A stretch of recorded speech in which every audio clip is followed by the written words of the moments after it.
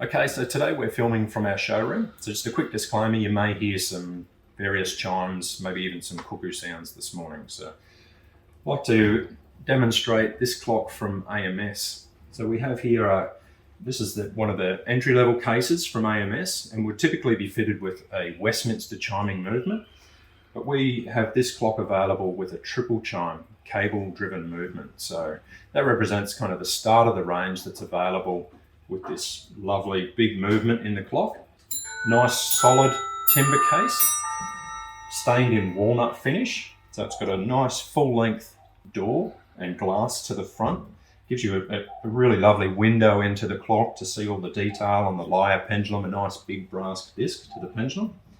And then as we're going behind here and have a look at the dial, at the top of the dial we can see the moon phase. So this is showing you as the moon cycles through from full moon to new moon. You see the full moon here in the middle. There's 29 and a half days in that cycle, and that little dial will actually move around automatically and show you the phase of the moon. Here on the dial, the chapter ring on this particular clock has machined brass numerals that are actually raised as opposed to a printed dial, which is a really lovely little feature. Down in the case here, we've got the weights and the pendulum, which I'll talk a little bit more about in a moment. So being a triple chime movement, that gives us the option to select one of three chimes to play at any point in time. So when the clock's not chiming, you have the ability to change that. So I'd like to demonstrate that for you now. I'm going to start with the Whittington chime. So I can move that chime selection up to the top over here, and at 1/4 we'll hear 1/4 of the chime.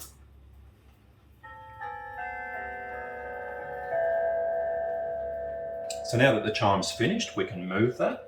I'm going to move it down to the Westminster chime.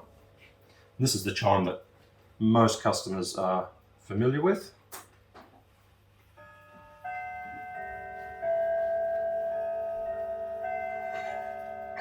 So that was half the chime and half past.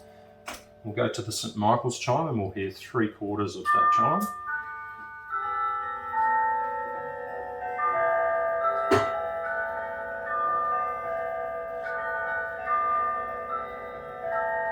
A little bit of competition beside me here.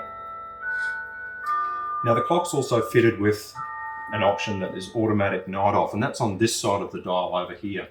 So you can silence the clock altogether. You can also set it in auto night off, which means that the clock will actually stop chiming automatically at 10 o'clock in the evening. So that's the last one, and then it resumes at 7:15. So when I come up to 10 o'clock, this will be the last chime, and then I'll demonstrate and show you when it resumes chiming. So we'll go back to the Westminster chime. It's the one we can hear behind us as well. Got quite a few. I'm just going to wait for those to finish so you get a good opportunity to listen to this clock.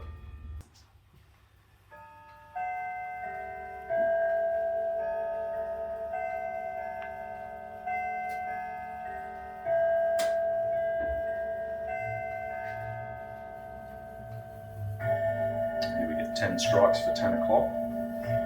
Nice deep tone.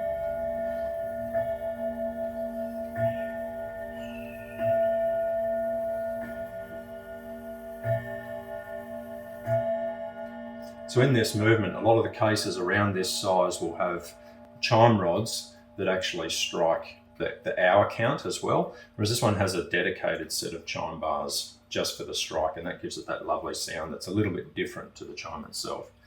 So just having heard 10 o'clock, now the clock will go into its night off sequence. So it doesn't make any sound now through till 7:15 in the morning.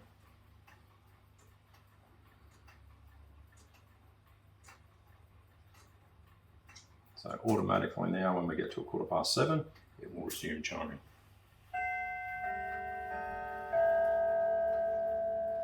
So being a mechanical clock, the clock requires winding. So over the period of a week, these three weights will travel down the full length of the case, and to keep the clock running, they need to be wound back to the top. So for a cable-driven movement, we use a crank key, similar to this, putting it in the dial here, and you actually wind those weights, all three, back to the top.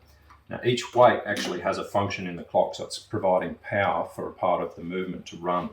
So this weight here is for the strike that runs on the hour. The center weight is giving power to the pendulum, and this one is for the chime every 15 minutes.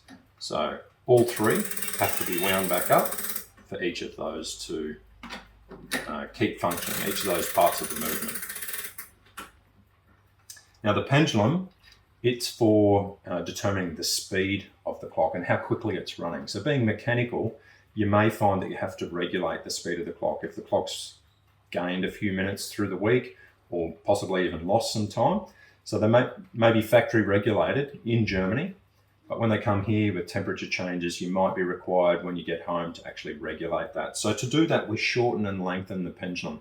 So there's a little nut right down at the bottom of the disc, and you wind that up and down. So say your clock was losing time, we had to make it run a little bit faster, you would wind that nut up, shorten the pendulum, it doesn't swing as wide, and therefore your clock's running a little bit quicker. So that's a little summary of this clock from AMS, and we have full details including the size and any other information you might like. But if there's something that I've missed, please feel free to get in contact with us. And for more videos like this, have a look at our YouTube channel.